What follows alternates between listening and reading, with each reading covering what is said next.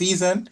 To all Kiwanians, whether you're from the Kiwanis Club of Kingston or you're from any of the other clubs who joined with us on Saturday evening, thank you. From where I stand, it was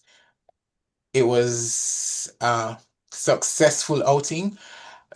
Well, later on we'll find out if it was also successful financially when we will get the report on the returns. There is a preliminary report so far that is showing some good numbers. So we give thanks for that. And we hope that when we do actually have the final numbers that we will all smile, as that would mean that there are some more projects that we can get done. There are some more lives that we can touch and impact for the rest of this administration and going into the administrations to come. An altar call was given at the National Dance Theatre Company asking persons to come to Kiwanis. And with that said, even though we're going to have official welcome after this, I just want to make special mention of Mr. Steve Ferguson, who is online, who I saw on Saturday night, who expressed an interest in joining Kiwanis, and he's here this evening. So thank you, sir, for joining.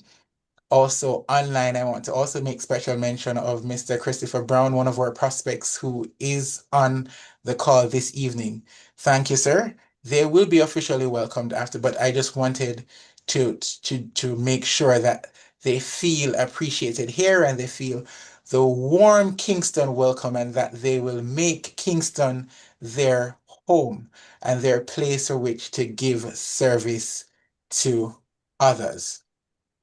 I'm going to leave it there for this evening because this is an important meeting and we want to give DLG Bev all the time to take us through the youth protection guidelines, which is very important for the work that we do as Kiwanians. So I want to ensure that she has enough time to cover so that we are all educated on our role in how it is that we operate as Kiwanians, especially when dealing with our SLP members. President, Yes, PDT Rastan. are we having an induction this evening? Because I might have not off, but I didn't hear the objects repeated. I think you're not off. I think you're nodded off because I think so. yeah, President Designate Arsenio did lead us through the objects of Kiwanis after the playing of the national anthem. Just checking, President. But I'm away. Sarge. Oh.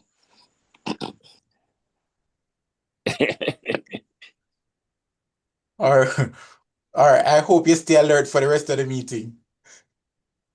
Yes, sir. All right. So, President Designate, can I ask you to do welcome and introductions this evening in the absence of VP? Sure. All right, go ahead. Good evening again, everyone. On behalf of President Zuri and the members of our club, it is my pleasure to welcome you once more to another meeting of the Kiwanis Club of Kingston. This evening promises to be a very informative meeting as we get to hear from our very own club coach on Kiwanis youth protection guidelines and policies. So I leave the official introduction of the guest speaker for later, and I'll move right into the roll call of clubs. So if we have anyone online from outside Jamaica, feel free to open your mic and introduce yourselves. Good evening. President Designate and also President Zuri. This is President Eddie. I'm in Orlando, and this is from the Kiwanis Club of Global Alliance. But as you know, we're in Division 23C, so we're local in Jamaica, but our membership spread all over the world. I'm happy to be here with you tonight. It's a very important, interesting meeting. I'm looking forward to it. And I urge our membership to attend earlier on because, as you know, most of our members are are still fairly new to Kiwanis. With me is President-designate Patricia. She's online. She's in Fort Lauderdale, and I'm expecting other members to join later on because, as you know, there's a time zone difference. Thank you. Thanks for joining. Anyone else from outside Jamaica? Good evening. Okay. Good I'm evening. Kate Janlin from Kiwanis Club of Barbados North. First time joining you. It's wonderful to be here. Happy to have you. Anyone else from outside? If not, we'll move to Division 25.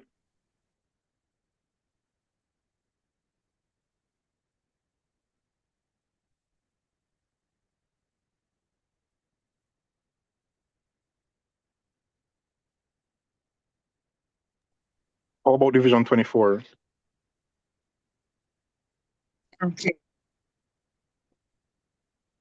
Hello? Okay, we can move to Division 23 East.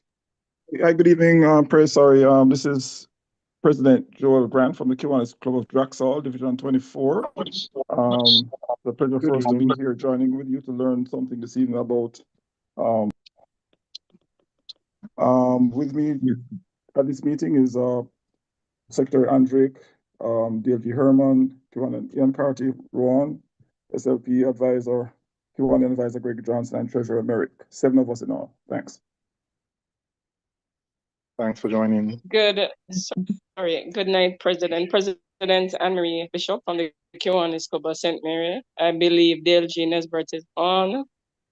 I'm not sure who else is on at the moment, but we will be joined by others shortly. Thanks for the invite. Appreciate. Happy to have you. Yeah, good evening, everyone. I'm Good evening. Secretary Kiwanis Club of Rockabessa, and I'm joined by President Carly. Thank you.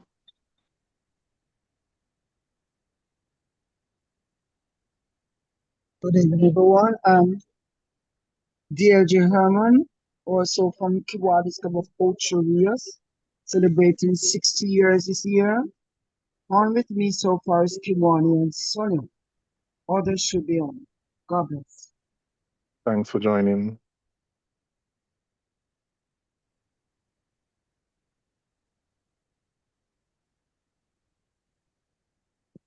Do we have anyone else from Division 24 or 23 East?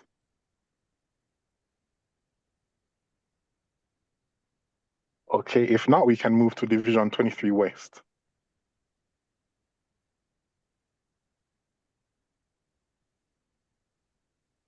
How about Division 23 Central?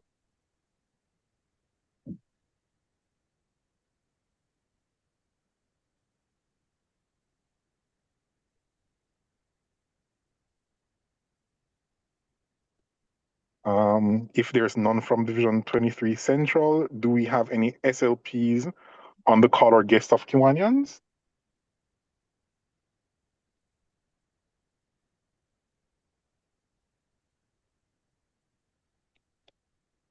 Okay, if there are no other guests or SLPs, welcome to everyone. We do hope you enjoy this evening's meeting. And I will now hand back to President Zuri. Before you hand Sorry, back. Fred, before you, sorry, Before you was hand, that Roxanne? yeah. Ronnie, let me just say just one thing. I'm sure I saw Gerthin, JLG Gerthin from East, Kiwanis Club of New Kingston. Mrs. G, are you on? She's hopping on and off from another meeting. Okay, Yeah. all right, Friend okay. request to make a five again. I will Oh, say I see. Okay, all right. we need to recognize that Kiwanis Club of Rockabessa is the newest kid on the block, if I am correct. And they were sponsored by Kiwanis Club of Draxall. And both clubs are visiting with us tonight.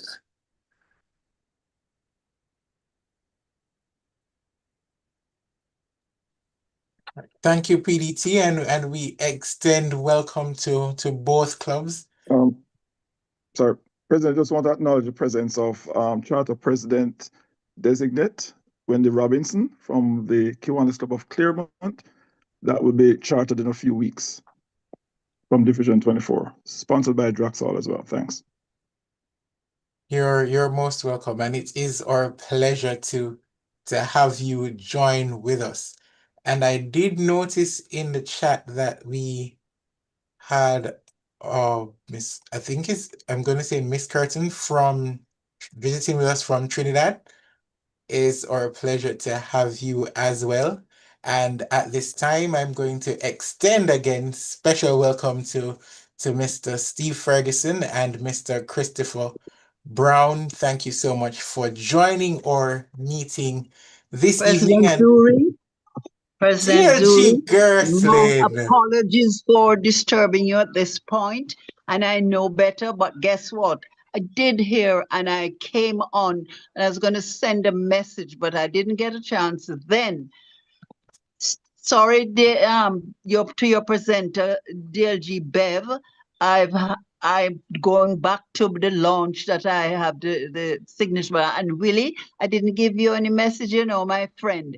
I am not hopping. I came on to Kingston Club to say to President Zuri and to DP Stewart, you remember that I said Spain would win? Spain is my club. And that is what I came on to say. My apologies for leaving your meeting. Have an amazing meeting. It's an interesting and very well needed topic. So please have a great meeting. I am DLG Gerslin. Keep flipping. Go away with Raleigh, you're not part of this at all. You were not supporting Spain. DLG Gerslin, you left off one of your titles. Which one? The favorite of the president of Kingston. Oh, you are so sweet. Thank you for reminding William Raleigh that is what. Sorry, President, have a great meeting. Have fun. DLG Bev know that I know all about and the topic. So have fun. All right, thank you so much. Thank you so much, President. Have a great meeting, everyone. I have apologies from DP Newton Ramdale. He has another meeting, and so he's unable to join us this evening. I also have an apology from VP Dr. Andrew Burton. He's also unable to join us this evening due to other commitments. That's the extent of the apologies that I did receive. DLG, Willie, did you receive any apologies? No, President, I didn't receive any. All right, thank you. I'll open to members of the Kiwanis Club of Kingston. If an apology was tendered through you, this is your opportunity to share with us.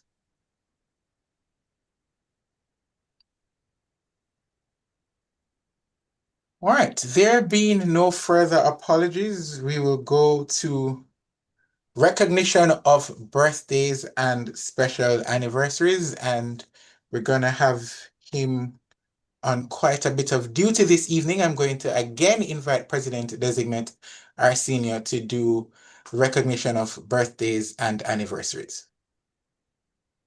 Good evening again, everyone. So this is a segment of our meeting where we just like to take a moment to highlight those members and anyone else on the call who will be having a special birthday, anniversary, or any other special day this week. So from our club, we have PC Gregory Barnes, who celebrates his birthday on the 25th. And then we have two anniversaries on the 26th, one for DP Marcel Boyce and his wife Beverly, as well as DP Christopher Robinson and his wife Marie. Happy birthday, happy anniversary when it comes. And if there's anyone else on the call with a special day this week, feel free to open your mics and share with us.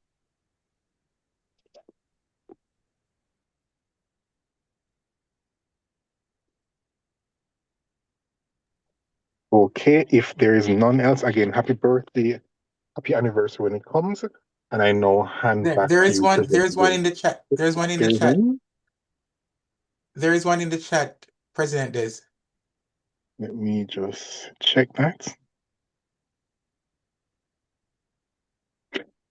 Yes, congratulations to you, Dr. Anne-Marie Bishop, who celebrates 28 years at the Bar of England and Wales. Congratulations, that's quite an accomplishment. Thank you so much. Appreciated. Thank you. Yes. Okay, over to you, President Zuri. All right, thank you. To all the persons celebrating, we wish for you many, many happy returns and all the very best. At this point in time, we will be having Kiwanis education, and Kiwanis education should be done by DLG Desmond Bachelor, but I don't think I'm seeing him on the platform. So DLG Willie, do you have anything that you could share with us quickly? You are the short one, and this has to do with Article 9, with finance on the standard form for club bylaws.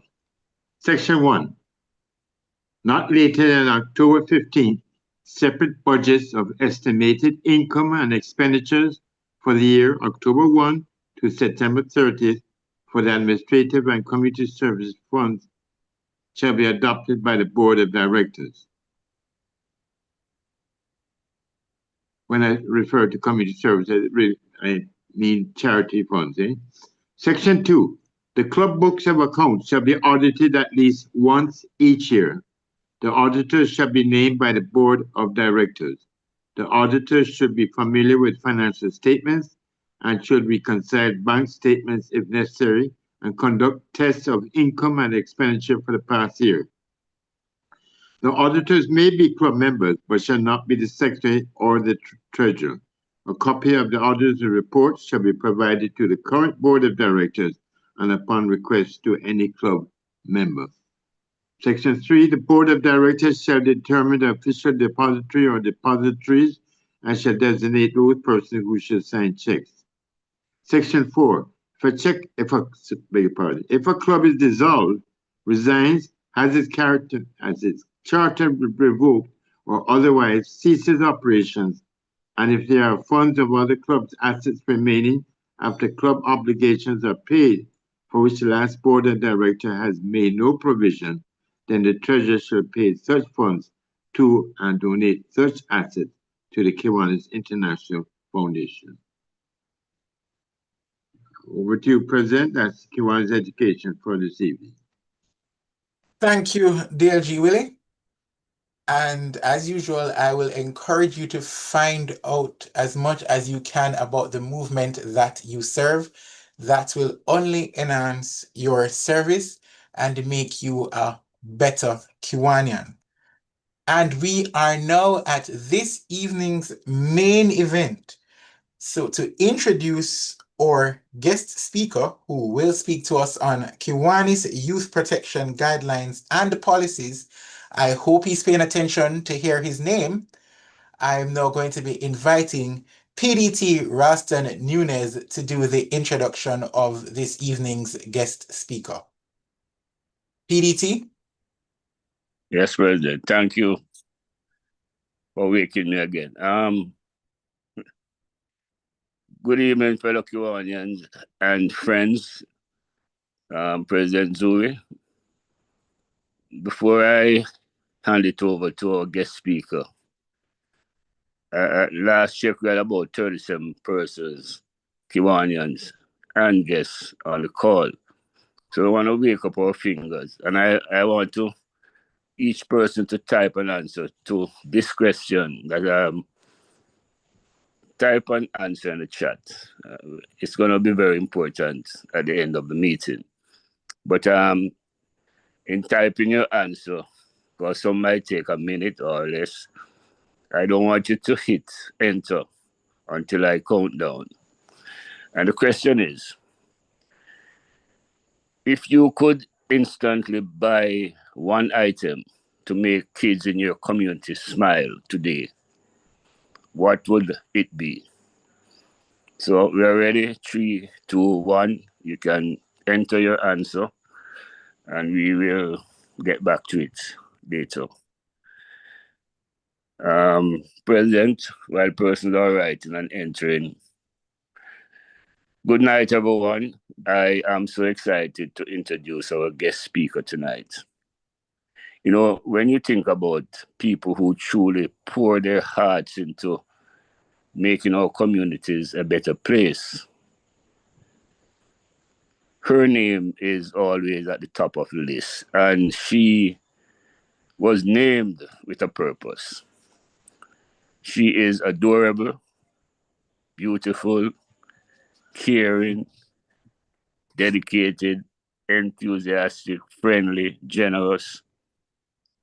That's A to G, and I could finish the entire alphabet with descriptive words of our presenter. So after G, it would be H, and it would be adorable, but the H is silent, so we'll just change it to honorable. She has been a pillar of the Kiwanis family for years, many, many years, doing incredible work as a past lieutenant governor, DLG actually, for Division 23, and recently earning the well-deserved title of Kiwanian of the Year for the New Kingston Club. Our speaker is a powerhouse of community service, leadership, and youth advocacy. Currently, she is keeping our young people safe and supported as the district's youth protection manager. But more than her impressive titles, she is someone who brings pure energy, passion, and a huge heart to everything she does. Interestingly, and this is a not Kiwanian, but she's a lion tamer, and she might tell you why I said so. But we are so lucky to have her with us this evening. And although some of us would have heard the topic 1,004 times, just to enjoy her company is pleasing enough to hear it again. And she has the ability to change up the thing and to bring new things into it. So we're always learning about youth protection guidelines. So I'm going to ask us please to join. And I want you to really open your mic and show some love, make some noise. And a cool, big welcome to our friend. Some endearly call her auntie, but tonight she is Distinguished Lieutenant Governor Beverly Joy Thompson. Ruskin, you bowl me over, trust me. And I can tell you, President, Rolly was my right and my left hand when I was LG, because he was one of my what do you call him now? He was just more than the normal advisor to me while I was in the position. And so, Ralston, I do appreciate that. And what you said about being in the Lions Den or the Lions Keeper. Lion Tamer. Tamer. Folks, what he means is that I sleep with a lion, because the lion is from Seabar. And so everything I do, it's Seabar and Excelsior. So that's why. But thank you so much. It is indeed a pleasure to be on with you this evening and to continue the journey. And I want you to just relax because we have 45 persons online. We have some new members, well, prospects that are here with us this evening. I might be wondering, what is she going to talk about? Youth protection. I know about that. I know how to protect a youth. And so what can she tell me? But I just want you to listen because you're coming into an organization where we serve the children of the world. And so it is important that we know how to protect these little ones. I also want to say to you that the Kiwanians who are online with us tonight from other clubs, persons have been asking, can if I join a meeting where youth protection is being the training is taking place, can I go back to my club and tick that we were trained? The answer is no. Because why? The club, Kiwanis Club of Kingston, this is their training and on their platform. So what it is doing for other members who are into clubbing is introducing the topic to you, and I want you to listen carefully. Then you can go back to your club, and if you have not done your training as yet, you arrange to do the training, and you will hear from me during the course of the presentation how you can do that. But yes, we are happy to have you join in. We want you to ask questions. If you have had this training done before, yes, you will probably be familiar to you, and you may ask questions. The other thing I want to say is that I had taken out a specific presentation, but when I realized that this club has a lot of new members, I said, you know what? Let me go back to my original presentation because it's a little more detailed. And so I want you to get all that I can give you this evening for our youth protection policies.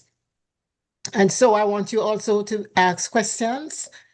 Do not just sit there and whatever you're not so sure of, we want you to ask questions.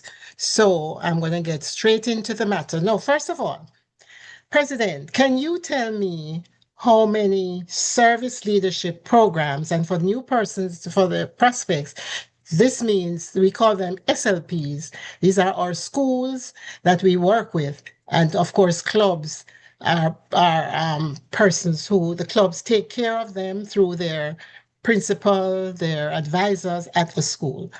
How many clubs do you have, Pres, under your service leadership program? We have one K-Kids currently. We have 9 Builders Clubs. We have one CKI and 8 key clubs, I believe. Am I correct, DLG? That's correct. Okay. You have 8 key clubs. Yes. Okay, and that's quite a good amount of key clubbers that you have. All we right. adopt as well. Sorry? We adopt as well. You adopt.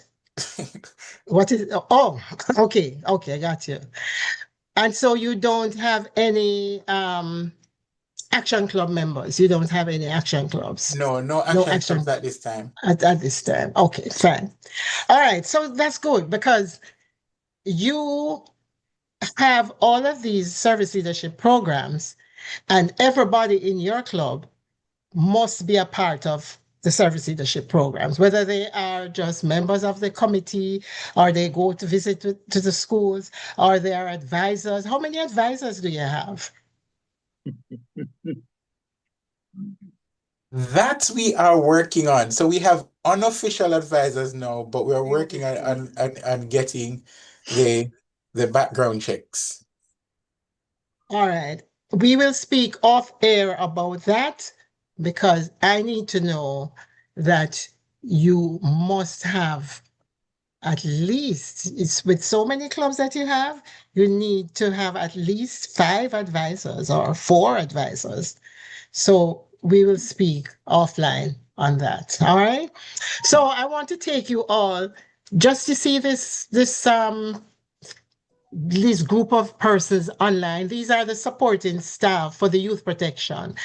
And these ladies are stationed at Kiwanis International. And so we are very familiar with Jenny Nab, and we're very familiar with Melissa, also Michelle, and the others are members of the youth protection team that they're my go-to. And of course, if you log on, you can get information on them and you can speak with them too at any time that you so wish. So we're here this evening, whether you are a district leader, whether you are a DLG or a PLG, or you're just a member, or you're a part of the service leadership programs, or you are already an advisor, you have a vital role to play. Now, for our new members coming into this organization, there's some questions that we're going to ask you about your past, if you have any history, because what we're trying to do is to make sure that persons that we are bringing into the movement are persons that are not predators. They are not persons who have had a history of molestation to kids. And so, the president or your person who is bringing you in, your sponsor, may want to, if you're not a good friend of theirs and they don't know much about you, they're going to question you, because we want to make sure that you're coming in clean into the organization, because you are going to be working with children, and these children are so precious to us. And we have to know why youth protection matters. We have to learn the policies of how to protect and to prevent abuse, and also how we are going to respond to these behaviors when we go out with our children and we're not sure. We just don't take them out and we're just there. We have to know what it is we are to do when something happens, or even before something happens. Now, as I said before, we want to know why youth protection matters. Can somebody just tell me, just based on what I have said before, why do you think we should really know about youth protection, and why it matters to you to know more about youth protection? I take one person. Please, just quickly, let us hear from you. Don't be shy, don't be shy.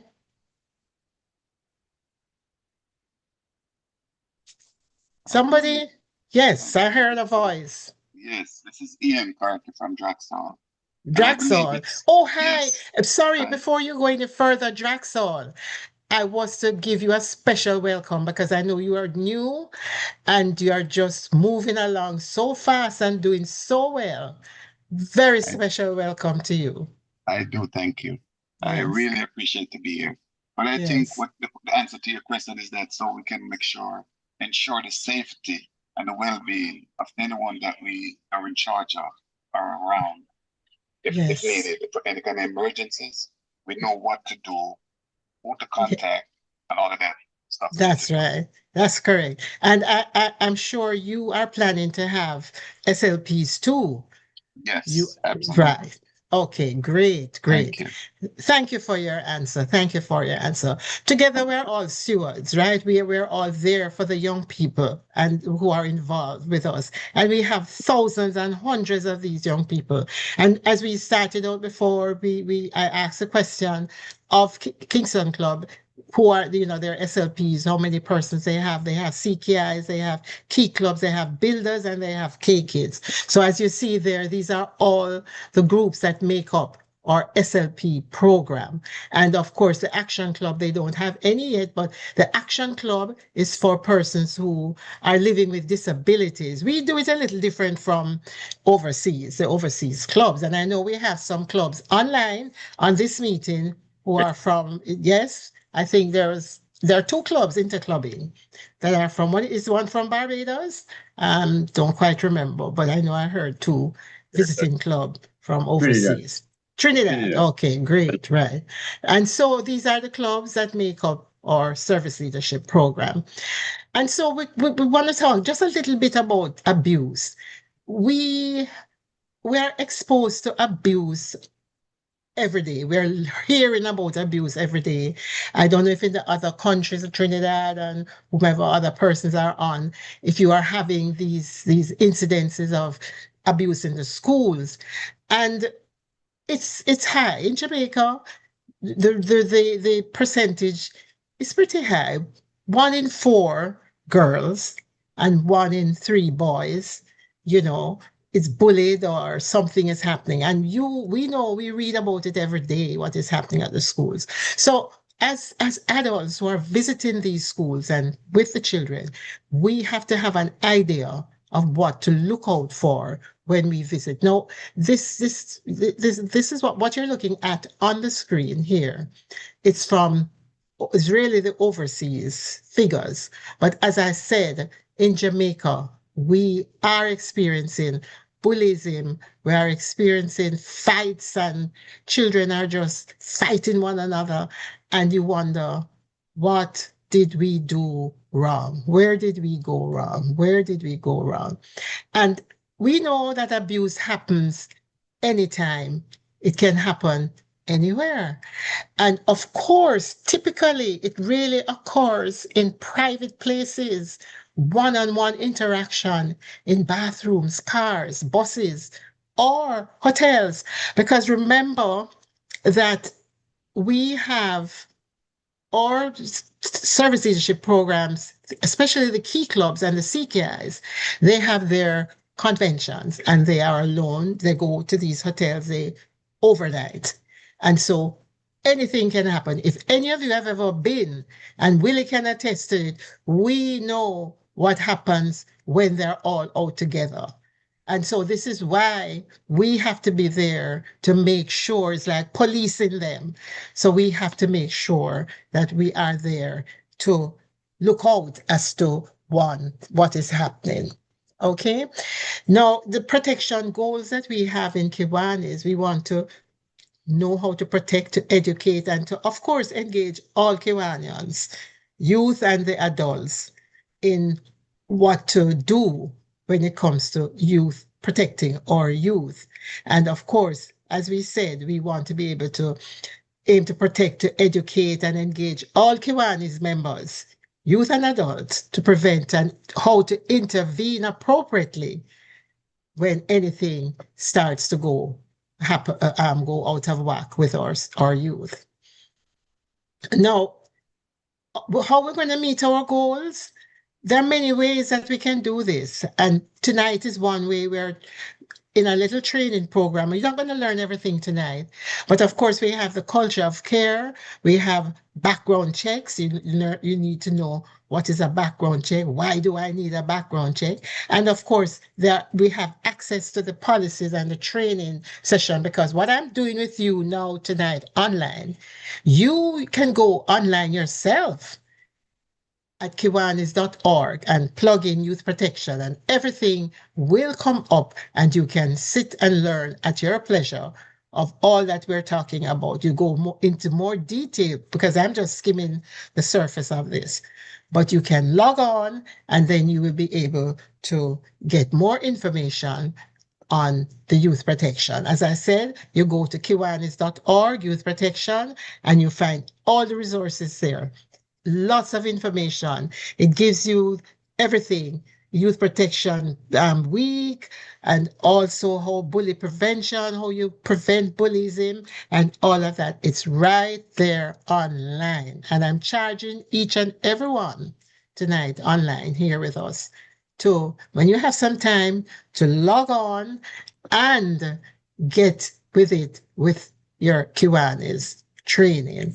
There is a training program, which is the Presidium, which I'm going to quickly also, let me just jump back to this quickly though, before I go further.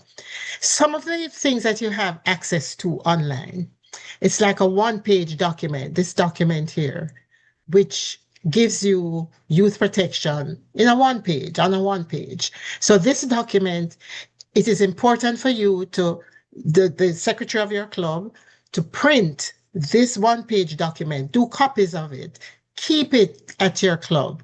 And when you have new members like Steve, who is going to join soon, coming in, you hand Steve one of this and he can read on his own. This is a précis version of youth protection. He can read up on what it's all about if he doesn't want to go online. So this is also a good document.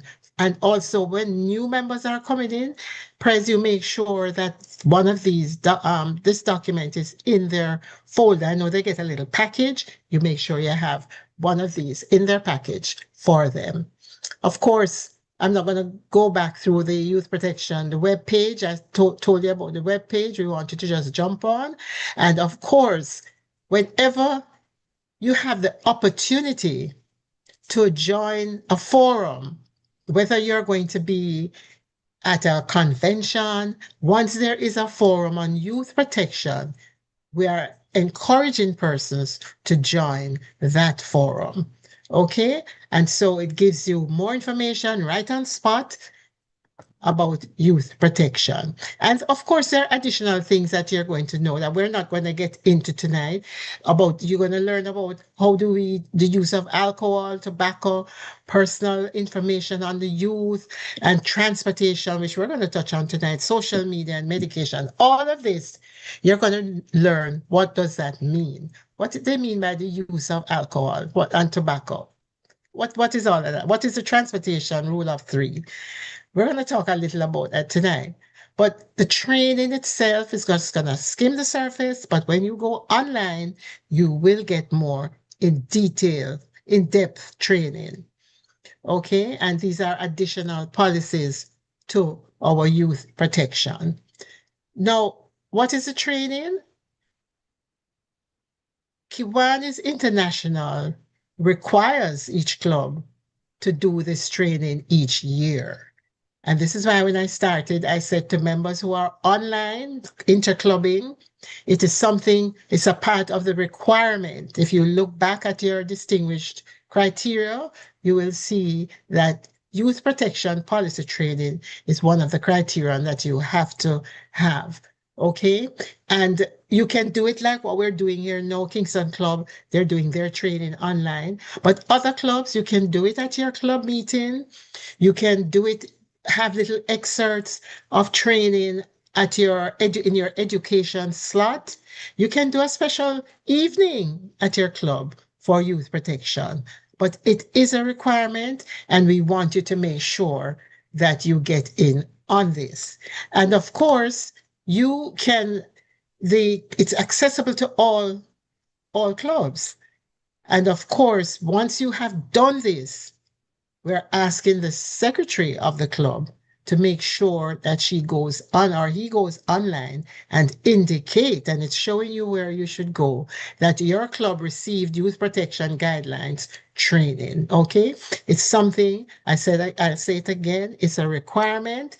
And sometimes when I get my report from international and I see where so many clubs have not done this training, I'm saying, wow, some of them have done it, but guess what? They have not indicated that it was done. And you have the entire year. You have from October to, I would say, August. Don't wait until September to get it done. Okay, so if you're online and hearing this and you have not done your training yet, make sure you get your training done as soon as possible. Okay, so this is just telling you now about that course we spoke about, the Presidium. Presidium Academy is an online youth protection course that you can log on and have done free of cost. It lasts for 2 years, and these are all the various modules: abuse, risk management, social media safety, preventing sexual activity, and we go on and on. Very, very important. And this is also important. The different levels that you serve in Kiwanis it shows you the different modules that you need to be doing. So if you are a SLP protection manager, like myself, I have to do all of this, all these here that are X. And very interesting, as I said, it doesn't cost you a dime. If you are the advisors, these are what you have to do. And we're going to get to advisors in a minute. And of course, the SLP advisors at the school, the staff advisors, they must also be doing some of the programs. All right. And non-advisors, if you're not an advisor and you're just a normal member, then you need to do at least 3 of these modules. So there is something there for everyone. I want you to take it seriously. You go to www.presidiumacademy.com and log on, and it will move you into what you need to do. You are on Kiwanis, not Connect anymore. It's Kiwanis Engage. And I'm telling you, it's very important. Once you log on to your Kiwanis Engage, yeah. Willie is engaged? Engaged, correct. Yes, right. Sometimes I get mixed up with the other one. But yes, you log on to your Kiwanis Engage. Now, Kiwanis Engage, a lot of people are not even doing it, you know. Can somebody just tell me if they know what I'm talking about, Kiwanis Engage? Anyone online? Do you know what is Kiwanis Engage? Just raise your hand or just shout out. Yeah? Too quiet. No, sir. Kiwanis Engage, guys, is this new program that has your information there. So you log on to Kiwanis Engage. You have to get a password and you log on to Engage and it shows you everything about you in Kiwanis. Your name, your address, the programs, the whatever in education that you have done, any trainings that you have done. It tells you if you're an advisor for schools, which are the schools that you're in. It just has all of your information. Can I ask that you go online, play around, get to Kiwanis Engage, and then you will see what I'm talking about. You can go on to that Engage and change. Say you want to change your name, you spelled incorrectly, or your address has changed. You can go on and do the changes, but make sure your secretary knows that you did that. So I want you to get involved in Kiwanis Engage. All right? So once you log on to Kiwanis Engage, it will take you through as to the presidium and what are the steps that you would do to do presidium. Any questions there? Anybody has any doubts, any fears, not knowing what to do? Because I'm saying this because I want you to do this course, this presidium course, whether you are a Kiwanis advisor, it helps you in your own personal life, it helps you at work, and it's just cool. It's just a wonderful program to get involved with. Okay, so we are now just going to talk a little about the policies and the requirements of advisors. Now, you would have heard President Zuri saying he's working on his advisors. Now, Kingston Club has a lot of service leadership programs, SLPs. And so it's very important that each one of those programs, whether it's your K-Kids, your builders, whatever, have at least one advisor for the program.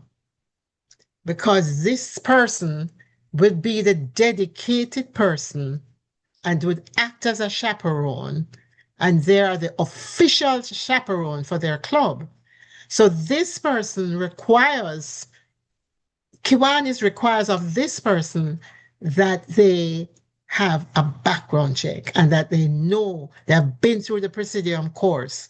And so it would say, yes, we know about Kiwanis. We know how to, we have learned some stuff as to how to protect the children. They have to be 21 years and over. And most of your members are 21 years and over. So it's very important that each SLP program has an advisor. If you're not finding enough advisors, when you are going off to take children out, you must have an advisor with a background check. So if you don't have an advisor with a background check, you are now going to have to seek help from other clubs of persons, or you're going to ask your LG or somebody to come with you, because at least you would have had someone there as an advisor. But Kiwanis is very, very, very strict on that, where when we're taking children out, we must have at least one person, depending on how many youth going with us, at least one person with a background check that was done by Kiwanis International. All right? They must have reviewed the Kiwanis Youth Protection Policy, and of course, to complete the prevention online courses through the Presidium. All right? And I'm going to just jump to say, too, that the official chaperone for the school, so each club that you have is attached to a school, and that school has a person called a staff advisor or a faculty advisor. That person who is going to go with your club, taking the children out of the premises of their school, must have a Kiwanis background check done. All right, so we're advocating for clubs to make sure that their schools have at least one teacher who has a background check, and how to get that done is for your club to initiate payment for them. As you know, they're volunteers, your club members are volunteers. If you're getting a Kiwanis advisor, we're encouraging you to pay for that person to get the background check done as a benefit, as saying thank you for what you're going to do for us, for the schools, and for our children. So that is to be considered. And I'm going to say right up front here that that $35 can come from your admin account or your charity account. We are now in the process coming up to the time when we're doing our budgets for the new year coming up, 26, 27. This is a good time now to put in a line item, whether on your admin or your charity account, a line item that will afford you to pay for 2 or 3 of your members that would like to get their background check done, and 1 or 2 of your schools, not 1 or 2, all the schools should have at least one teacher who will serve as the advisor for the school, and you would get their background checks. All right? Promise me that that's what you're going to be doing, that you're going to be looking at.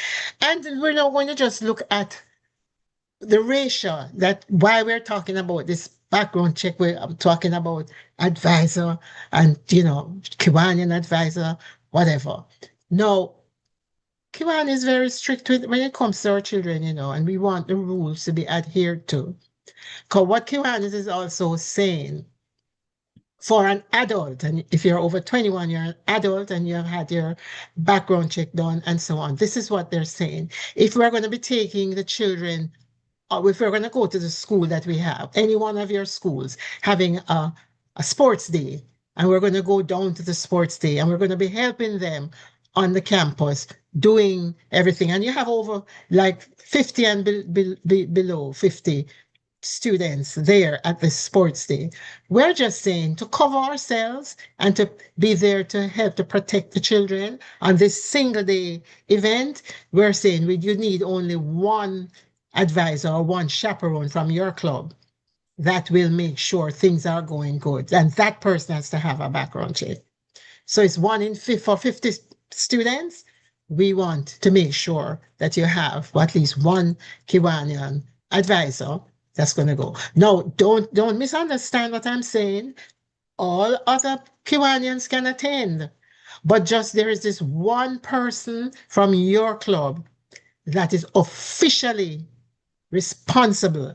You would channel all the reports to that person, he or she, because she is the Kiwanian advisor for that school, for your school. So that person is the official person. If you're going to a church service, the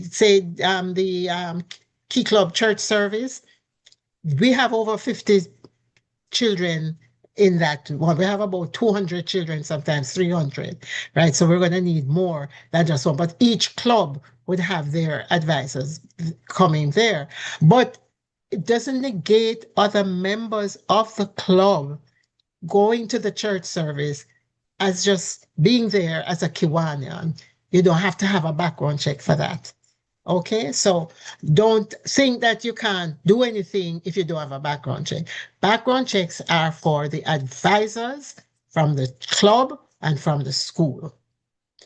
If it's a single day off the school activity, so you're taking the children out just to the park, or a fun day, but you're taking them in a bus off the school compound, and it's 50, again, we're saying one chaperone to these 50 students. And also now the teacher who is going with them on the bus with us as Kiwanis, that particular teacher who is going to be in charge of the students from the school have to have a background check too.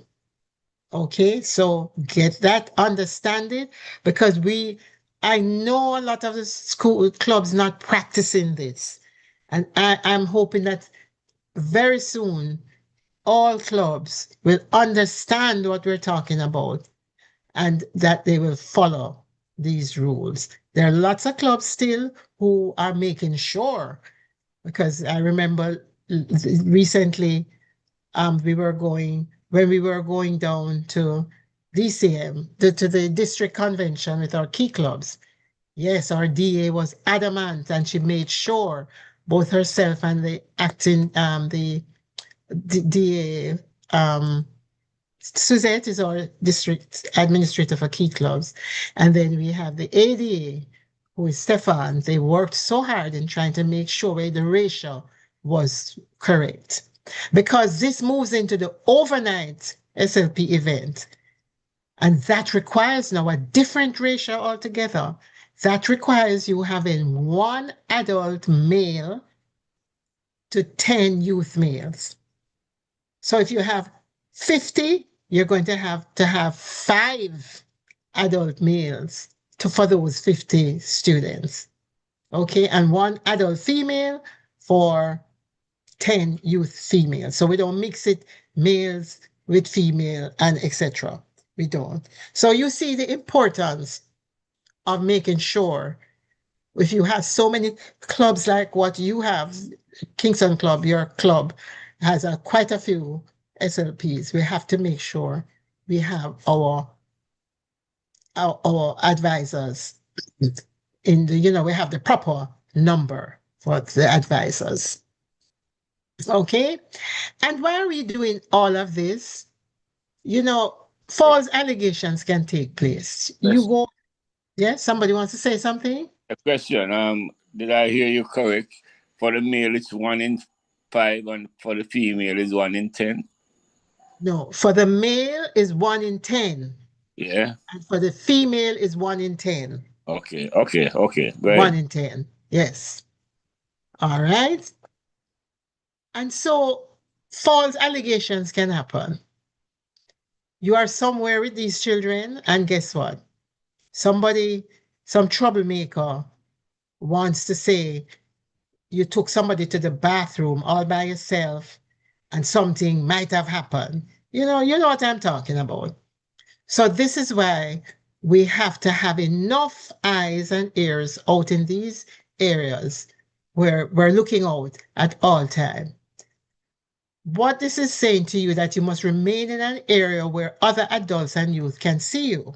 So we're out at Hope Gardens and lots of children are there.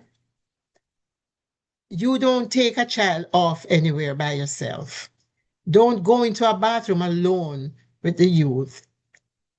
Take 2 or more youth, yes, but also take more Kiwanians with you. Ask another Kiwanian to come with you.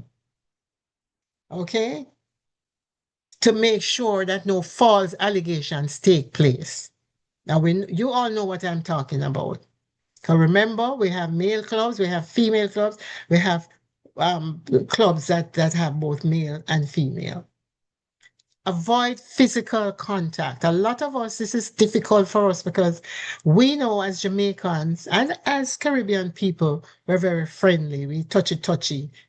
So, what we're saying is sometimes we see our little ones and, oh, miss, and they hug you up and all of that. We're not saying that should stop, but be careful because someone looking on might want to say, oh, yeah, when she was, or when he must touch, hugging her up in him, touch her up, that sort of thing. And I'm just being very frank. So we need to try as best as we can to avoid physical contact with the children when we're out with them. Okay? So we don't want to be left alone with them and we don't have enough chaperones. We want to be able to have enough chaperones at these. Please close your mic for me. Thank you. Sorry, DLG, Beth. Yes. There's just something I wanted to.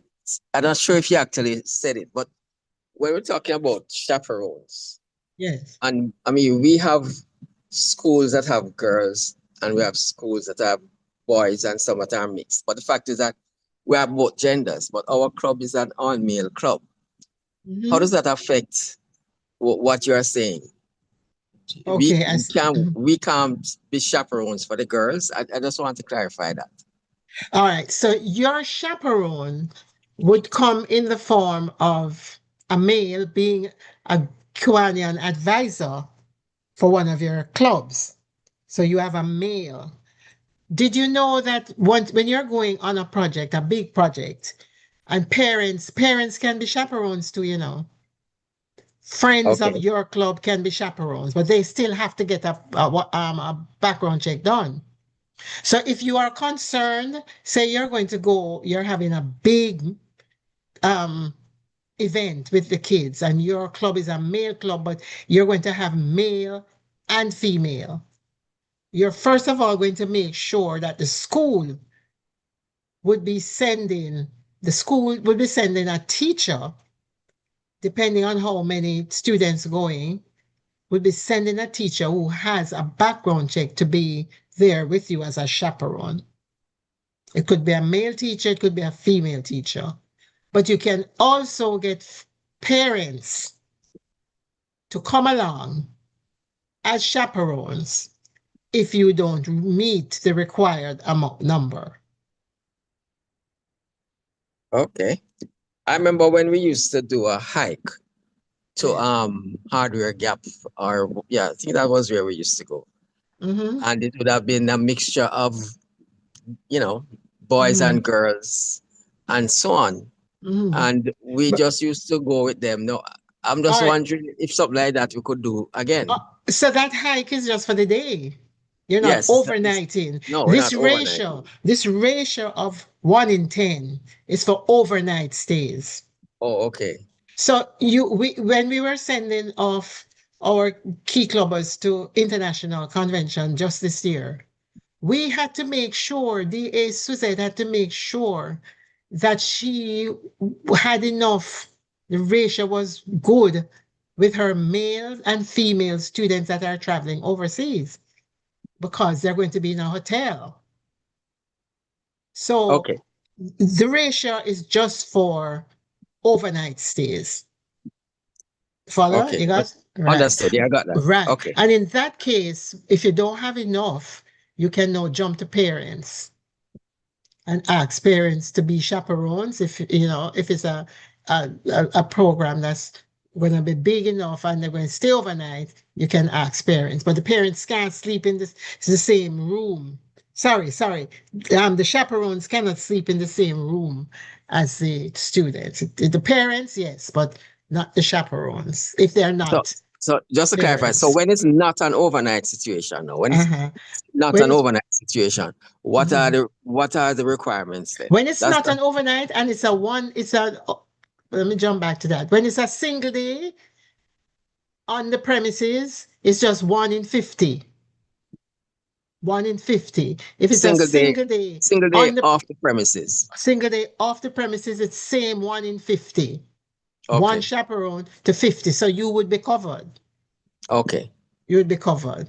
Thank you. Where we have the challenge is the overnight stays, which are more crucial because they're at hotels and all of this, things that can go down when they're there. So you're okay now? Yes, I'm okay. All right, good. So we're going to do all the things to help prevent false allegation. Another thing that we need to look at is transportation. What are the best practices? And each time, I remember I had a meeting with your club, Kingston Club, when we're just starting up the whole training program. And this was a sore point. But I think persons have now gotten to understand what we're talking about. Now, most times when you're at a club meeting and you have your SLPs, your service leadership program, the children come to your meeting. In years gone by, sometimes they would just turn up and you really don't even know they were coming. And so you're scampering all over to try and get transportation for them to go home.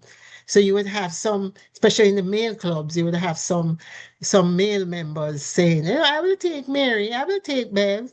And they just drive out with you and them alone, drive out in the car to take them home. Kiwanis is now saying we can't do that anymore.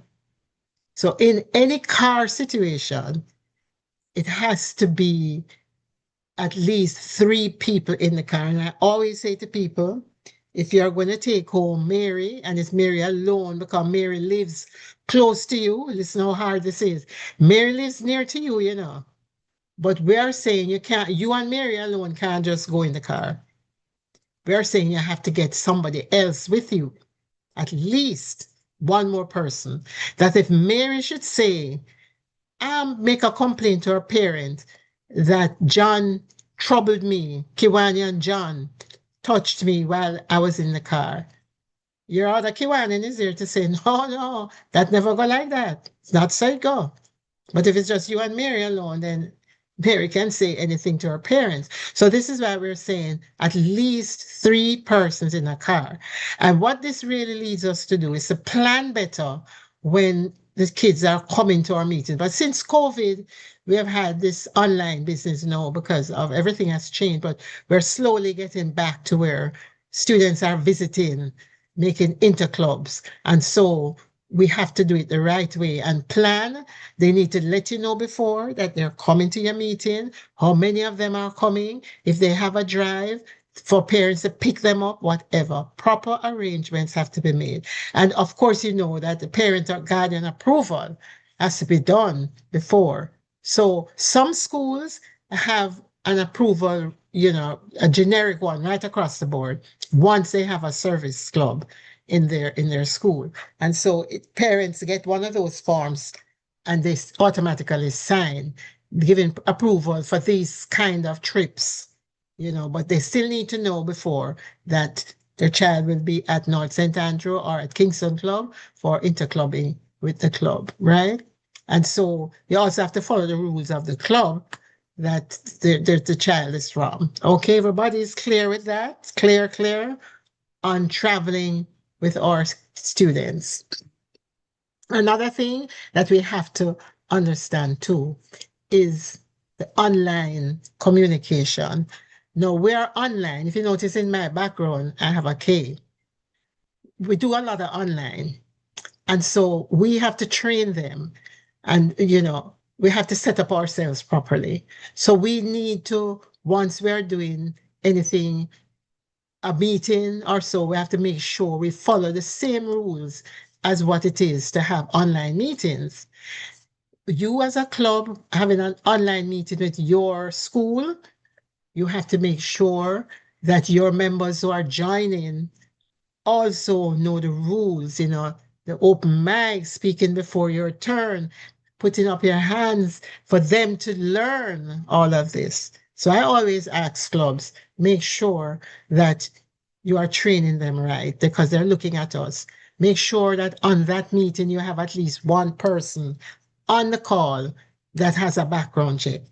One person on the call that has a background check, especially these meetings that you have to break out into breakout rooms. You make sure that you have enough persons online with background checks to be there. Anything can happen, Anything happens when they go into these rooms. Verbal things can go on. Make sure, again, as I said before, your background is good. The loud noise, avoid interruptions.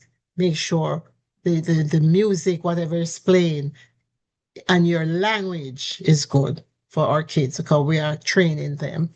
When it comes to the social media now, we don't want you to initiate or follow any friend or friend up anybody. Some of them, and I'm sure you guys have had this experience where one of your key clubbers might say, Prez, I wanted to friend me on, I wanted to follow me, I wanted to. No, everything is done through your platform, Kiwanis Club of Kingston Club, on your platform, okay, or the school's platform. not their personal website, not their personal website or their personal WhatsApp. Even if you're having a telephone conversation, sometimes it's good to have a three-way because they can say you said so and you didn't say so. So it's also good to think about a three-way when it comes to talking about Kiwanis. Okay. And the posting again, don't post on their personal page. Post on your club's page. No, photographs. I know everybody gets it right now. Everybody's doing the right thing as to getting permission to take pictures. I see some clubs blocking out faces, but even if you block out faces, you would have had to have permission before you can place that on your social media, and it has to be on your social media page. If it's gonna go out in the public, big time, because we want, we love to get exposure. You have to make sure that your club got the required permission from the school, and the school have gotten it from the parent or guardian that yes, this can be published on your in the media. What is happening now is that when you go to projects, especially with the homes, the person who's in charge will right up front tell you no pictures. Or if you do take pictures, they have to tell you which pictures that you can use. Okay, so we're doing very much better in this area now, I must say. Background checks quickly. I know I probably gone my overtime by now, but your background checks, I mentioned before, it's $35 US. This is subsidized by Kiwanis. And remember, fellow Kiwanians, the only persons who need to have this subsidized payment done by the club, which I'm encouraging clubs to pay for them, are the advisors. If you're a non-advisor, you're going to pay more. You can still get the background check done, but you are going to pay more if you are a non-advisor. Okay? And of course, the rest of the things it's good for 2 years, and it takes about 2 weeks to process. I know I might get questions on this area. Keith, go ahead. I see the hand up. Thank you, DLG. How you doing? I'm okay. Hold on a minute. Good. I'm realizing Go ahead. Right. So while I hear about the advisor, Kiwanis International putting a limit on the number of advisor you could have per club? Yes, and I spoke about that at the beginning, that for advisors, if you have 5 clubs, what is the maximum? I was just reading it the other day. But in other words, you can have 2 for each discipline. So 2 for K kids, 2 for key clubbers, key club, and so on and so on. Oh, actually, what I meant, if you have 5 key clubs, if you could have 2 advisor per high school. Yes, you can, as long as it's working. You can have, in other words, you said you have, how many schools you have? 5 key clubs? 5 from okay, and you're saying you'd like to have like 2 per school? Yes, or perhaps in some cases, because maybe one, but meaning like one school could have 2 advisors, and those 2 advisors are not advisors for any other school. So the other schools may have 1 or 2 advisors. Right. So if you have St. George's, and St. George's has 5 a key club. Right. You just need to have 1 or 2 advisors for St. George's. Okay. All right. And then you can have 1 or 2 for KC, and so on and so forth. But I'm sorry, I don't have the maximum that we are allowed per club. Or I per think, grouping. yes, I know it's 2 per group. Okay. But, or there's some clubs that may want to have 2 that goes to all the schools. Right. It's up to you and how many persons are coming forward to say they want to be advisors, because we do have a challenge there in finding advisors. So if you want to spread it, then you can. But Kiwanis is not going to entertain 3 advisors for one school, for one key club. Okay. All right. See what I'm saying? Mm. Okay. All right. And so we go to background checks. We were talking about that. And of course, we went through this already as to who are required. Now, I just want to make sure you notice that the faculty advisor, if serving as a chaperone off the premises, that person needs to have a background check done and to do at least 3 courses of the Presidium. So get that, understand that, and I want you to tell your schools. And as I said again, and I keep saying, clubs, pay for your faculty advisors, pay for your Kiwanian advisors, pay the $35 to get them doing. If you're a non-Kiwanis member and you want to, yes, you can get your background, but it's going to cost more. Okay, sorry, no, my bad. Non-Kiwanis member chaperone. And that means, like I mentioned before, a parent or a friend of your club. And when I say a friend of your club, I don't mean arbitrary friend, but clubs have friends, Kiwanians that were members of the club and have now become friends of the club. You can utilize those people. And any other Kiwanis club officers or member volunteers with community, non-SLP youth, you need to just review your YP policy. You don't need to have the background check for that, but it's good to know about the youth protection policies. All right? Now, how do you get the background checks? And I don't know if I'm going to get questions here, but I know some people have been having challenges in getting the background check. But the background check is done by Safe Hiring. And depending on which country you are from, they have different processes.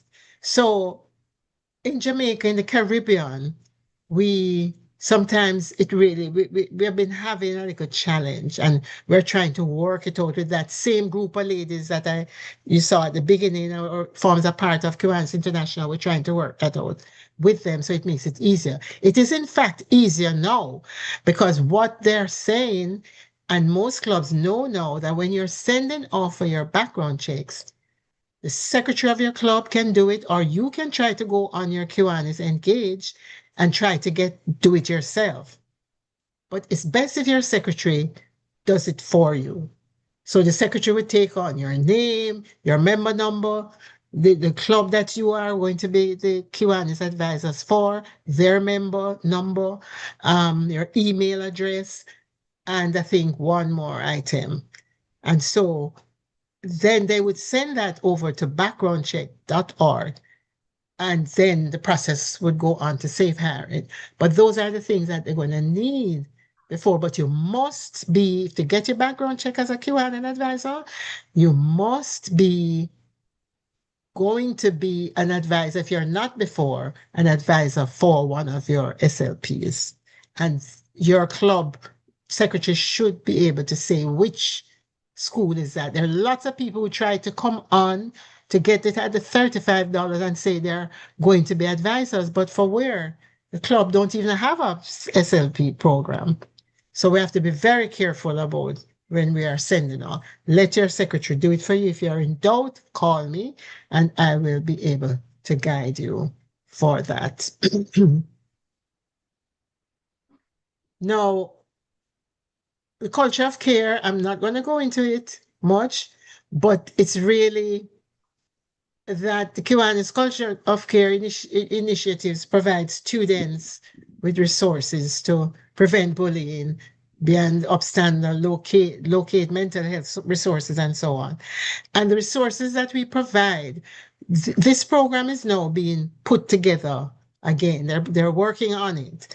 But what it's really going to be is that we want to initiate this project in our key clubs and our Circle K members so that they would be able to work with Erica's Lighthouse and Active Minds to do programs with the schools. I think it's a wonderful idea because the schools are having so many challenges now with terms of bullying, fighting, and all of that. Once you have a group of students understanding what it's all about, they will be able to go into their schools from their key club and initiate some programs in the school.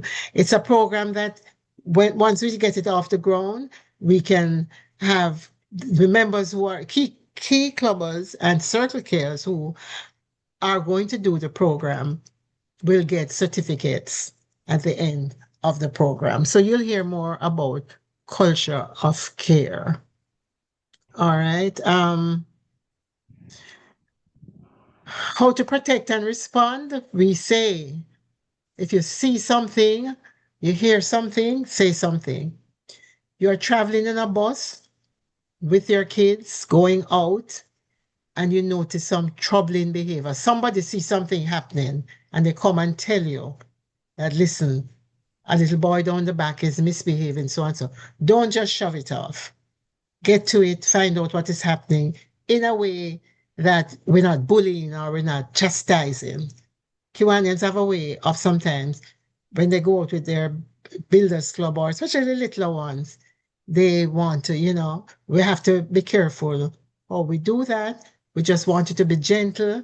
And of course, anything happen, you report to the leader of the meeting, of the contact, the events leader, so that they can immediately stop or do something about whatever it's. If it's a fight, they would separate the youth from the accused. And of course, we said before, you're going to contact the events person who is in charge to make sure that we follow the youth protection rules, the helpline. There are helplines. This helpline number is we don't use that.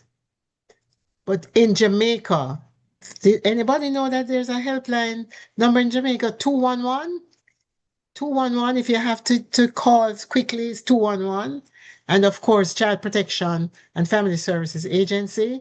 Just look up the number. The number is here, 948-6678, and you get a call through. But if you're out at an event, of course, you're going to have your Kiwanis leaders there. So you may have your LG, you may have your presidents there, etc.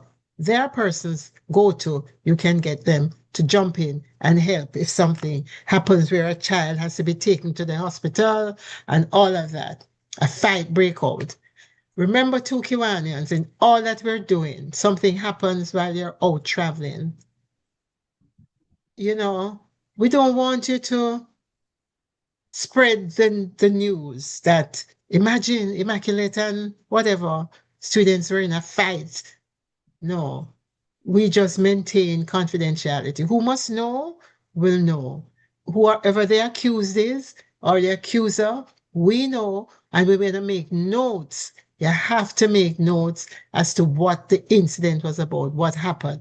But in the same breath, you're taking notes and all of that, but you're not the investigator. You are the support. And so that information that you're gathering would be for a big up, higher up, if you have to go to the police or if you have to make a claim on Kiwanis, something happened and somebody got injured. Because we have our insurance, liability insurance that we pay, and that is another story. Ralston will know what we're talking about when it comes to that. But for the time being, we would have to send information to claim if something should happen. So you need to take notes as to what. So what is that saying to us? That is saying that once we are taking our children somewhere, we're planning these things, we have to plan properly. We have to plan for everything. It's no longer you just grab a school and say, okay, yeah, man, we're going up to Hope Gardens next week, or we're going down to the country for 2 days. You have to sit down and work out the steps that you have to take before you actually get those kids on a bus or persons to pick them up and to take them anywhere. My fellow Kiwanians, I could go on and on and on, but time won't permit. So this is why I'm asking that you make sure that you go online and read up more. And of course, if you believe that our children are our future, you will try to learn more about youth protection. It's good to know. It's good to know, even if you're not a Kiwanian. And I'm also encouraging clubs that when you're inviting persons to join the movement, you make sure you know something about these persons. In the past, it was like I couldn't bring somebody in just so. I would have to know that person. And I would recommend that Ralston join the club, right? Because he's a good behaving person and don't have any record. And so we can bring him in to join the Kiwanis Club of Kingston. And so we have to know about the person, right? We have to know about the person. I am suggesting, and I've cleared this with Kiwanis International already, that officially when you are bringing somebody in, you have an application form. If not all, most clubs do have application forms that ask questions. Because remember, with these online clubs that we have forming, and of course, we are happy to form online clubs. Sometimes persons just see the club name and come online and they join. We don't know anything about them. We don't know anything. And yet, these persons would use the opportunity because we know we work with children. They could be what they call the geez, the name stick me now. Predator. Pedophiles. They could be pedophiles and we don't know. If you remember the case that happened in Jamaica at a home, this man came down and was pretending. And they arrested him because he was just trying to get to the girls in the home. So when we now try to go to homes to take children out, it's like, wow, the amount of forms that you have to complete. And so because we're Kiwanians, they know that we have this program called Youth Protection. And so we sometimes get a little break. And we still have to complete forms, but they're not as rigid, unless it's a new club or so. But they do listen to us, we've complete the forms, and they give us leeway to take the kids out. Okay, but as I go back to saying, when you are bringing in new members, and the drive is on for members now, is that you make sure you know their background. A one-line question on your application form could be, do you have any history of any, whatever, however the wording will be. A lawyer would have to tell you how to word it properly. Kiwanis doesn't object to you doing that because it's for your own security and for the security of the children that we serve.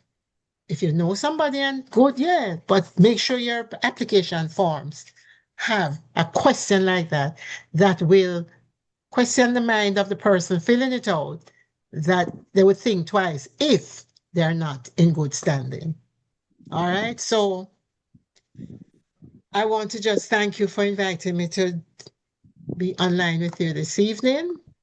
I trust that you will now go and take it from here further. And I know ask if there are any questions, please. We've been asking as we go along, but I certainly want to find out if there are any more questions. Before we do that, DLG Bev, Mm-hmm. PDT Rasta, before you go ahead, we are over the time, so I'm going to be asking for a second. Okay. All right. Thank you. It's not a question, Bev. It's really because as a club, at least when I joined, we had a strict inquiry committee, and we sat with 4 or 15 persons who would really find out everything about you, your family background, and everything. Join the club.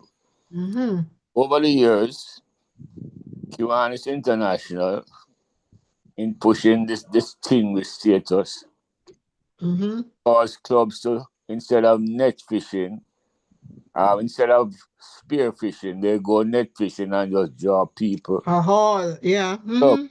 So Kiwanis International kind of facilitated that because person want to be distinguished. And so a lot of clubs don't have that rigid recruitment process. They are more integrating persons or even trying to replace persons who died because Kiwanis don't recognize dead people. They had numbers. Yes. And so when we joined, you had to be invited. And yes, that's what we're saying. And so what I'm saying is that a lot of the problems is self-inflicted wounds. But the reality is that we still have to deal with them. I think that in a lot of cases we have had opportunities where a lot of the thing that is happening now is really, it's good for us as an organization, but it's really generated by what is happening in the United States with people suing the organization. Yes. For misconduct and what have you. And it's unfortunate that we have to take on the burden because I don't think we have a history of, that type of thing. But overall, youth protection must be a good thing. And I would encourage persons to abide by the rules and regulations that is being promulgated. Yeah, thank you so much for that, Rodson. As I said, I'm encouraging clubs to look at their application form and drop in that little question. Like I said, it has nothing to do with Kiwanis International. And I did clear it anyway with them that you can do what you have to do to protect your children when you're bringing in. And for the potential, your prospects that are online, yes, that's fine. You're listening to all that I'm saying, and I know you don't have second thoughts because you must be upstanding. But this is something that we have to, and persons in the club would have known you and recommended that you join. But we are on a drive now to make sure we bring in members that don't have any ulterior motives in joining a service club that deals with children. It's not a leeway into getting to these little ones, these precious little ones, And so far we have had a good track record, and we don't want to change that. DLG. Yes, go ahead. There's something, I think there's a limit somewhere, and I just want to just phrase it this way.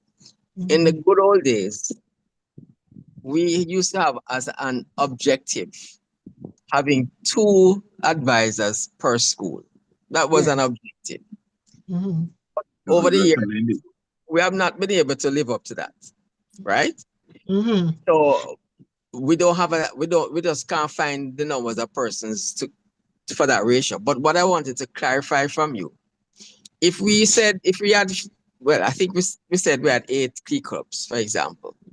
And if we had 2 per school, right? Yes. Which would be 16. 16. Is there a limit that international is going to allow us to get the subsidized rate for background checks? Yes, there is. I'm just trying to remember if it is a limit of 10, but I can get back to you with that answer. Because there is a limit. I recently got some information that there is a limit. Right. If I had time, I would look it up. But I definitely will get back to you, Stewie, on that. But there is a limit to each club that they will cut off that subsidy. And you would have to pay. If you want more, you would have to pay 100 and whatever US dollars. Okay. Because I knew there was a limit somewhere. Yeah, man, there is a limit. So I'll get that.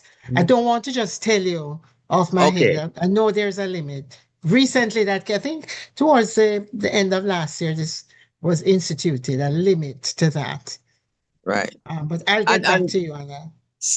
Okay, CKI are bigger people, right? So what you are saying doesn't apply to CKI? No, CKI, remember, CKI goes up to They do have persons under 21, under age 21, CKI. So that's how you measure it? So if they have students that are under 21, they cannot be chaperone. They cannot be a chaperone. To be a chaperone, you have to be 21 years and over. No, what I If meant it's the was, chaperones you're talking about. no, I meant the other way around. We are taking care of the key clubbers, builders, and lower. But I'm saying we don't need to take care of CKI. Yeah, we need to take care of up to at least age 17. Yes, we still need to make sure they're doing the right things. We have to make sure that and this is why, you see, it's a good question you pose, because what my experience with CKIs in Kiwanis is that they're adults, and most of them are adults. Most of them are over 17. And so sometimes when you go, you have to give them the leeway. You can't behave like they are key clubbers or so. Right.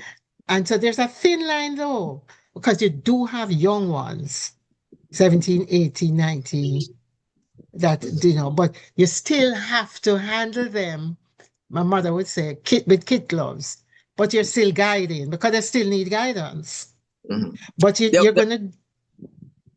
Okay. There was finish. You go ahead and finish. You're going to do it indiscreetly because they will tell you we're not children. Why are you treating us like children? But take, for example, and this is one of Gerthin's pet peeve, dressing their attire from going to meetings. We have to be so careful what we say to them, because they're not really children and yet they're still not fully adults. But you want us to train them with a certain decorum for the Kiwanis way in terms of decorum, because we are an organized body. And so we want to bring up these kids in a way that they understand it, but we have to be so careful because they'll tell you that they're not children and we mustn't treat them like they're key club members. There was a question in the chat that I wanted to bring up because the person didn't raise it, didn't go public. It was a scenario where one person is dropping home a number of kids. So it's not really one-on-one. But then what happens when is the last one leave to drop off? Well, this is what I'm saying. If one person is dropping off a number of kids, that one driver, first of all, that one driver must have a background check. The driver shouldn't be taking the children unless he or she has a background check. And if that one person is going to take 5 other key clubbers or builders, they should make sure that another adult Kiwanian is with them. So when they drop off, they still remain 2 going back to base. So in other words, the trip is going to be organized. The trip is going to be drop off at homes and return to base. You're not just going to drop off because I'm live near to you and you go home and that's it. It has to be organized. If you want to organize a bus, the bus, 2 Kiwanians would have to be on the bus with the driver, and then the driver would take you back to base. Because remember, the driver for these buses them don't have background check. Because they're just public drivers. But we have to have on the bus with them at least 2 Kiwanians. One must have a background check. Follow? Okay. Yeah. The floor is open. Fellow Kiwanians and guests, the floor is open. And even if you are not yet a member and you have a question, we could still entertain it. If you are, you're just being exposed to this for the first time. But I don't see any hands up. Is anybody else? Okay, but DLG Bev, there, I think it's Janlyn, A17 was asking for some clarification. So I'm still unclear when it comes to male or female supervision. If an all-male club hosts a single-day event that has female participants, does the club need to get female assistants? No, I think that question came up. I think Wilson posed it. If you posed it, right? If it's an all-male club and it's a one-day event, you're just going, you're coming off the premises, they're leaving the school. Oh, they didn't say. They Oh, didn't well, say. okay. So if they're leaving the school, like if they're going to go to the sports day at school and they're there and you have 50 persons, 50 kids are involved, 50 and on are involved, you just need one person with a background check there at the school to make sure, because our key clubbers, our builders, whatever, would be involved in the activity of the school because they know Kiwanis would jump in and help with everything. They ask us, come and help at their sports day. And we are going down to the sports day. So from a Kiwanis point of view, we want to make sure that our builders, our key clubbers, key kids, whatever, that they are they have all the youth protection that we can give them as Kiwanians on that day. So, but we are saying it don't have to be as rigid as having just 1 in 50. But other Kiwanians can go who don't have background checks can be there. If they're going off the premises, and it's 50 and under, the same thing applies. One Kiwanian with a background check that would go with them. Okay? And one, the teacher must have a background check. The teacher that's coming off from the school, coming onto the bus, must have a background check done by Kiwanis. I don't know if I answered that person's question. I think I'm missing something. What No, else did the question say? hello, yes, it's me. My question related Oh, to that's male to Janine? female. That's Yeah, this is Janine. Jalen. Okay. Hi. All Yes. right. Hi. Hi. Mm-hmm. Yeah. Mm-hmm. We spoke about male, having, if you took someone to a bathroom, for instance, that the males goes with the males and you have two, etc. So I heard the question from the all male club, and I wondered if they had an event that took children off of the premises for a particular day. Because one question will refer to overnight stays, but I was still Yes. concerned about day trips. Day If trips. you had a mixture of females are coming with you, your club Mhm. is all male, Mhm. you would then take the next step of going to parents, like female parents, to come with you to assist with the supervision and the monitoring of the young ladies, of the girls. Right, right. So, okay. So again, I come back to the plan. The plan is good. So Kingston Club knows that they have all male and they're taking their schools out with mixed students and so on. Persons who have volunteered to go, and this is going to be, let me do a case. They're going to plan a trip to the Hope Zoo. They have 50 students from a mix, either from one school or but it's a co-ed, boys and girls. Kingston Club only has males. Now, even though there is nothing for the same day event in terms of the ratio, skip as if you're taking them off to an overnight stay, even though it's not an overnight stay, I understand what you're saying, that there should be still enough males against females to deal with the little girls and the men to do with the little boys. So I would, there's nothing in writing, but our common sense would say if this Kingston Club see that they're going with 50 students, 20 girls, 20 boys, they should get from another club to help them in terms of a female club that could join with them so that they have more females there to help them with Thank the you. children. It might not, and as I said, it's not written, but just our common sense would say, all right, guys, let us get some of the ladies from New Kingston to help with this. We're going with our 50 thing, and we don't have enough men to monitor the girls. Remember, Kiwanis only addresses if you're staying overnight. But your point of it's a 1 day thing, and you have the girls and the guys, the little girls and the little boys, yes, you would still try to make arrangements to have enough females to help. because you know Kingston Club is an all-male. So in planning your project Kingston Club, it would be best that you ask parents to come along, and you're going to choose one parent who is going to be a chaperone to get a background check.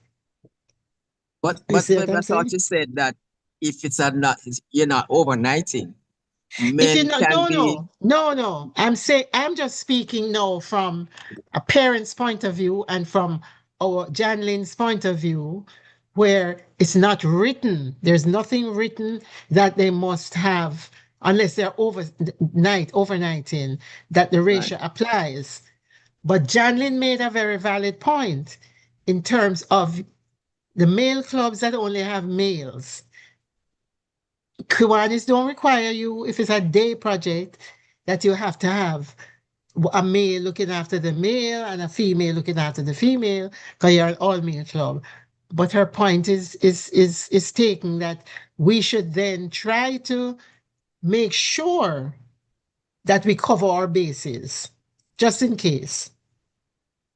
Am I making any sense? It's understood. But it's understood. Something I just said though, Bev, when you mentioned the example of a sports day, a sports day is a natural school activity. Now, there are schools that have no SLPs and schools that have SLPs. Right.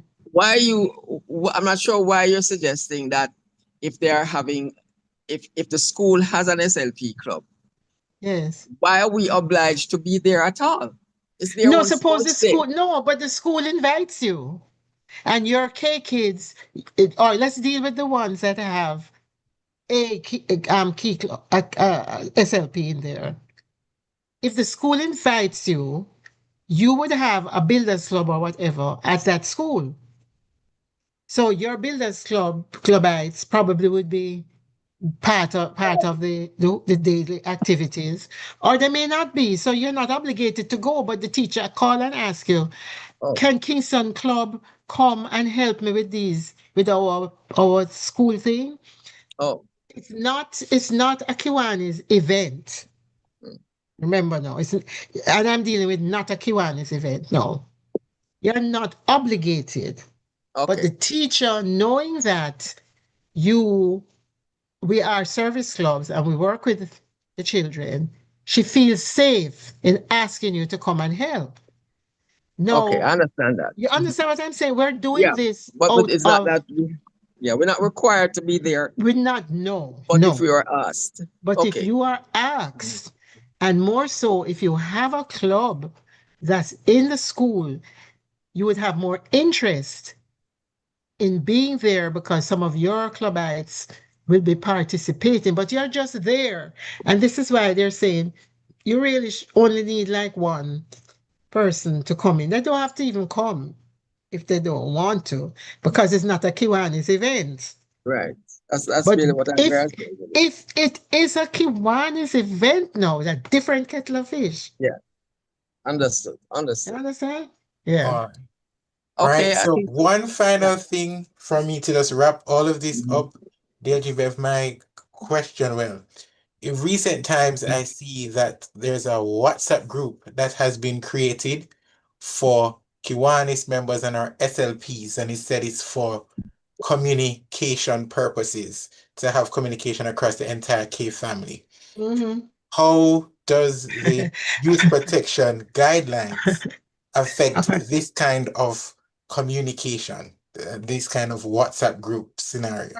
All right, so that WhatsApp group was recently formed by the district. That's the one you're talking about? Yes. By the district. It's just yesterday I asked Governor Designate Sharon I need more information about it. I don't know much about it. She said she promised to get some information because yes, it is communicating, us Kiwanians communicating with each other as to our projects, what we're having, if you want something put in the web or whatever, magazine, whatever. It's for us Kiwanis, you know. Our children wouldn't be involved in it. It's for us. So youth protection, I don't see us being an integral part of that particular WhatsApp group. to find out what we can log on. I'm on it. I joined it because if a school is having going overnighting and they advertise it, my question would be to jump and ask that president of that club who is doing that, do you have everything in place for this overnighting before the project is put in thing? So it to me, it's a good thing for me so that I can see what's happening over at the clubs at the different levels when the children are involved.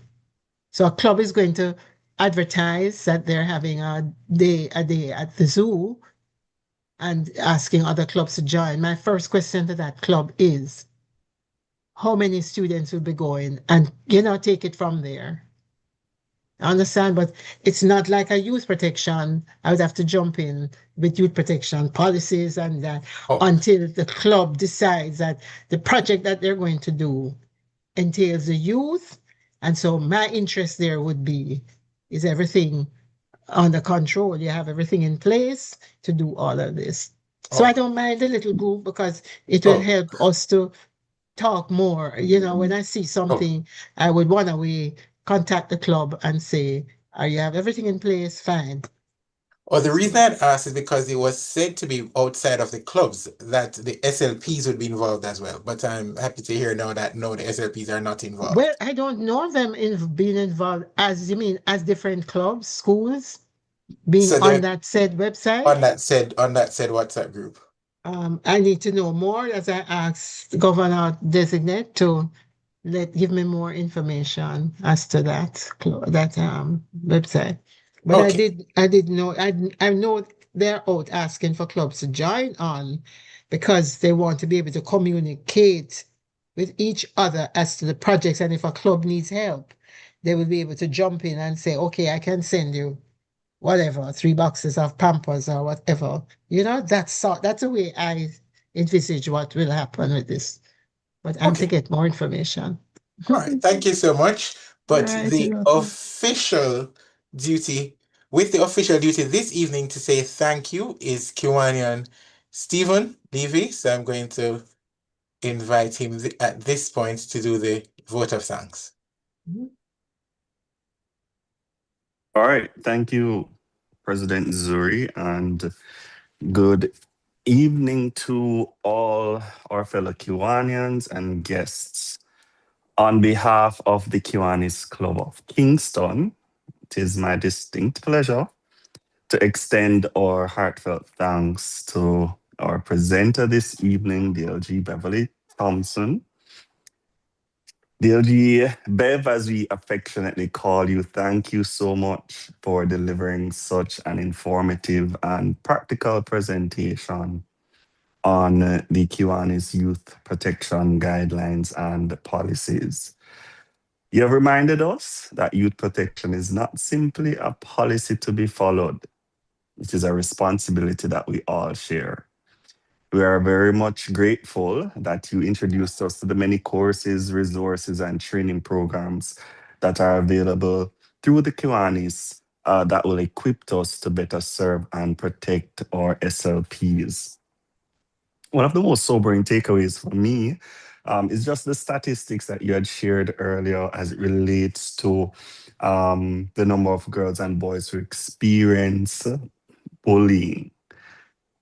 These stats just reinforces our commitment to creating that safe and supporting environment for our young people, and that is of paramount importance.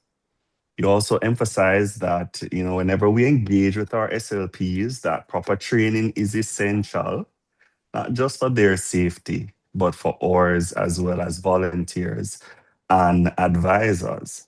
From background checks and supervision ratios to, appropriate communication and reporting concerns, every guideline exists to protect everyone that is involved.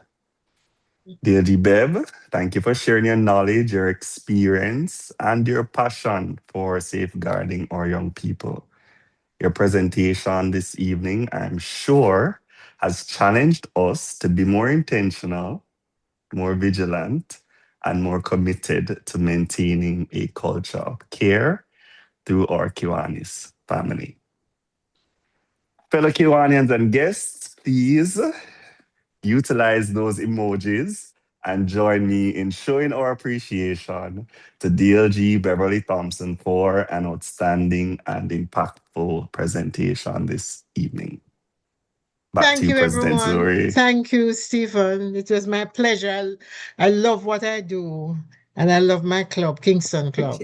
It shows, and we love you too, and we thank you for everything you do. Yes. So I'll call you tomorrow, Praise. Very well. Yeah, same time that I did the other day. Same time, right?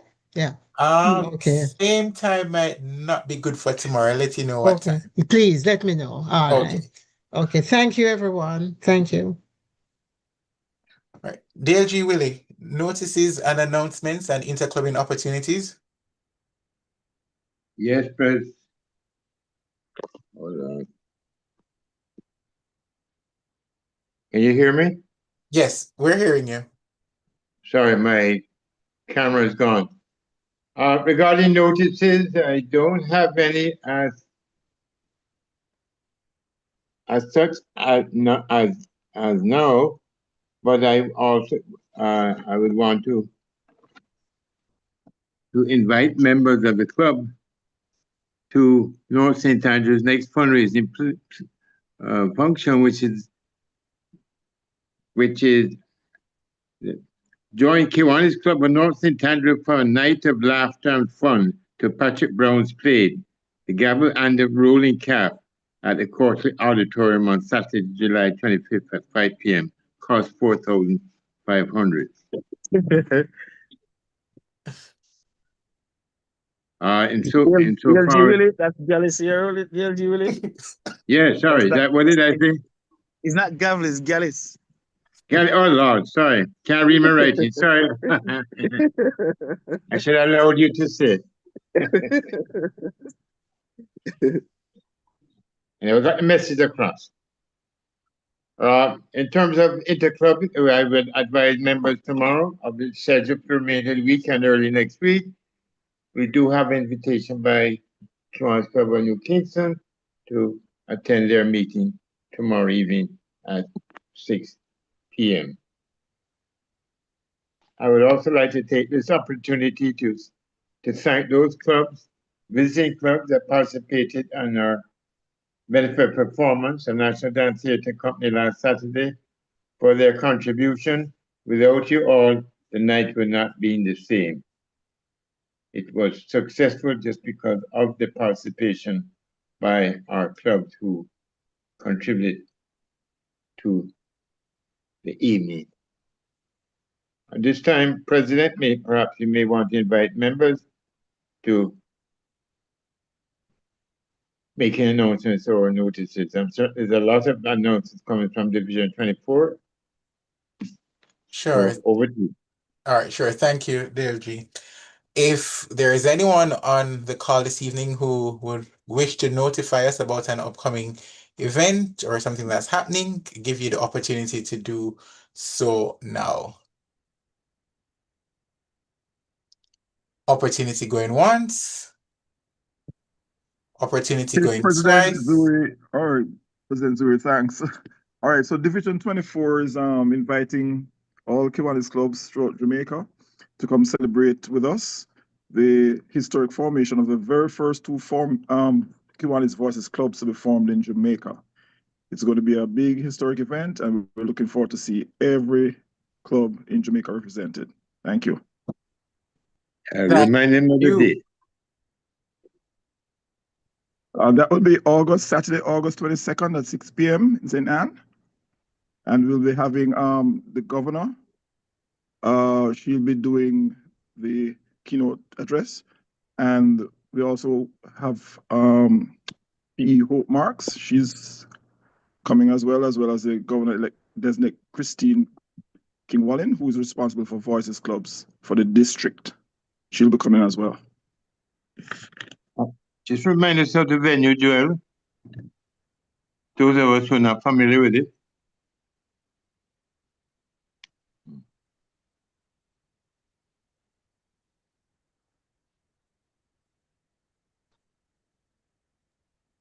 Good evening, everyone. Okay. Good evening.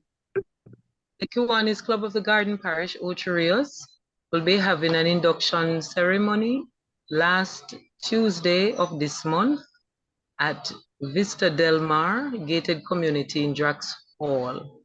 It begins at 6:30. The cost is $1,500.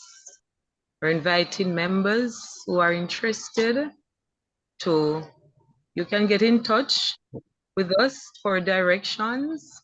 You can call this number 329-9435 if you're coming, and we can give you further details. Thank you. All right, thank you. Secretary Orji, what I'm going to ask you to do is put the number in the chat. So if there are persons who want the number, they can access it from there. Okay, thank you. You're welcome.